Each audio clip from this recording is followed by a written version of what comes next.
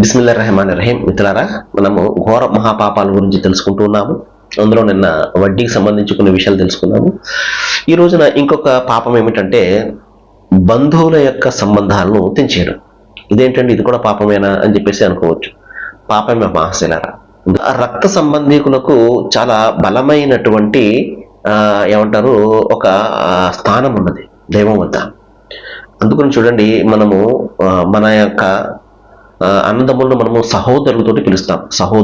సహోదరుడు ఉదరం అంటే కడుపు కదా, అంటే ఉదరాన్ని పంచుకు పుట్టినటువంటి వాడు అని చెప్పేసి పేగు బంధం అనమాట. అలాగే ఈ బంధువులందరూ కూడా ఎవరు, మన మన రక్త సంబంధికులు వీళ్ళందరూ కూడా. మహాప్రవక్త ముహమ్మద్ సల్లల్లాహు అలైహి వసల్లం ఏం చెప్పారు అంటే, దైవము శిలా రహమి అని చెప్పేసి ఈ అరబీలో పిలుస్తారు బంధుత్వ సంబంధాలను. దైవం బంధుత్వ సంబంధాలకు ఒక భరోసా ఇస్తాడు.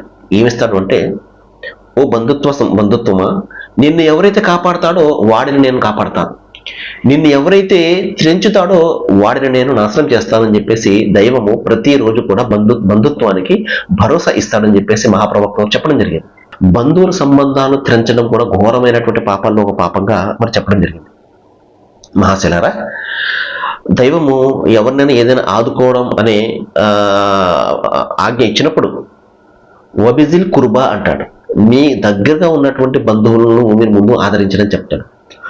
ఎందుకంటే మన యొక్క సేవకు కావచ్చు, లేకపోతే మన యొక్క సహాయానికి కావచ్చు, ముందు అర్హత ఎవరికి అంటే మన దగ్గర బంధువులకు మనం సహాయం చేయకుండా దూరం వాళ్ళకు లేకపోతే మిగతా వాళ్ళకు సహాయం చేయడం అది కూడా సహాయమే. కానీ ముఖ్యమైనటువంటి హక్కుదారుడు ఇతను కదా, మనకు దగ్గరగా ఉన్నటువంటి మన దగ్గర బంధువు. ఒకటి ఏంటంటే బంధు సంబంధాలు, మానవ సంబంధాలు. అతనికి మరొకటి ఎక్కువగానే ఉంటుంది, ఎందుకంటే బంధువు కాబట్టి అతనికి మానవ సంబంధాలతో పాటు బంధుత్వ సంబంధం కూడా ఒకటి ఎక్కువగా ఉంటుంది.